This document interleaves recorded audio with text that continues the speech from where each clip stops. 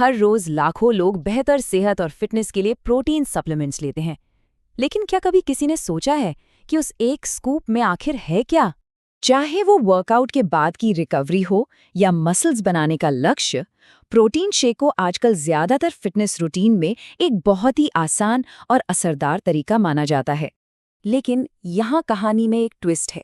हाल ही में एक जांच हुई है जिसने इस भरोसे पर कुछ सवाल खड़े कर दिए हैं। इस जांच में बाजार के सबसे ज्यादा बिकने वाले प्रोटीन पाउडरों को बहुत गहराई से परखा गया और जो नतीजे सामने आए वो सच में चौंकाने वाले हैं। ये उन सभी लोगों के लिए जानना बेहद जरूरी है जो अपनी सेहत को बेहतर बनाने के लिए इन प्रोडक्ट्स पर इतना भरोसा करते हैं। तो चलिए सबसे पहले ये समझते हैं कि आखिर ये प्रोटीन सप्लीमेंट्स का बाजार इतना बड़ा है क्यों और लोग इसका इस्तेमाल इतना ज्यादा क्यों करते हैं।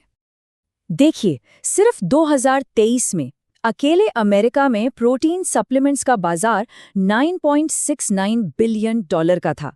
अब ये आंकड़ा ही अपने आप में बताता है कि ये कितना बड़ा और पॉपुलर उद्योग बन चुका है। तो ये वे प्रोटीन आखिर है क्या? एकदम सीधे शब्दों में कहें तो ये पनीर बनाने की प्रक्रिया में दूध से निकला एक सह उत्पाद है।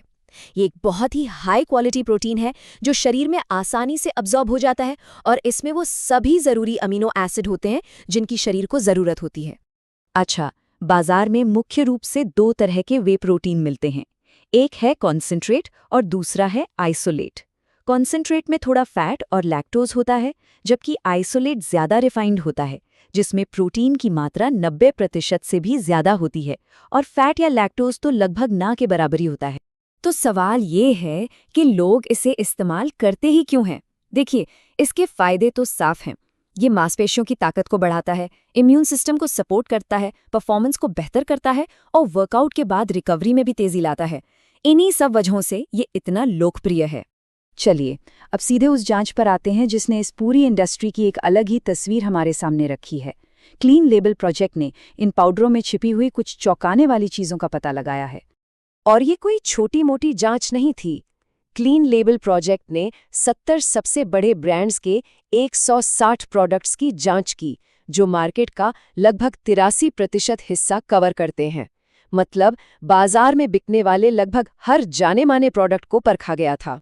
और नतीजा सच कहूं तो हैरान करने वाला था। जांच किए गए प्रोडक्ट्स में से लगभग आधे, जी हां 47% में लेड और कैडमियम जैसी जहरीली धातुओं का स्तर सुरक्षा सीमा से ज्यादा पाया गया। ये एक बहुत ही चिंताजनक आंकड़ा है। और यहाँ एक और भी ज्यादा चौंकाने वाली बात सामने आई। हम आमतौर पर मानते हैं कि ऑर्गेनिक मतलब ज्यादा सुरक्षित है ना, लेकिन इस जांच में पाया गया कि ऑर्गेनिक प्रोडक्ट्स में नॉन ऑर्गेनिक की तुलना में औसतन 3 गुना ज्यादा लेड था। जांच से ये भी पता चला कि प्रोटीन का सोर्स क्या है, इससे भी बहुत फर्क पड़ता है। जो प्लांट बेस्ड प्रोटीन पाउडर थे उनमें वे बेस्ड प्रोटीन की तुलना में लेड का स्तर काफी ज्यादा पाया गया। इतना ही नहीं, शेक का फ्लेवर भी एक बड़ी भूमिका निभाता है। चॉकलेट फ्लेवर वाले पाउडर में वनीला फ्लेवर की तुलना में 4 गुना ज्यादा लेड पाया गया, जिसका एक कारण शायद कोको की सोर्सिंग हो सकती है। तो फिर इसका समाधान क्या है? जैसा कि क्लीन लेबल प्रोजेक्ट की जैकलिन बोवन कहती हैं, खाद्य उद्योग का ये दायित्व है कि वे अपने ग्राहकों को पूरी पारदर्शिता के साथ बताएं कि उनके प्रोडक्ट्स में इस्तेमाल होने वाले तत्व कितने स्वच्छ हैं। अब पारदर्शिता की मांग बढ़ रही है।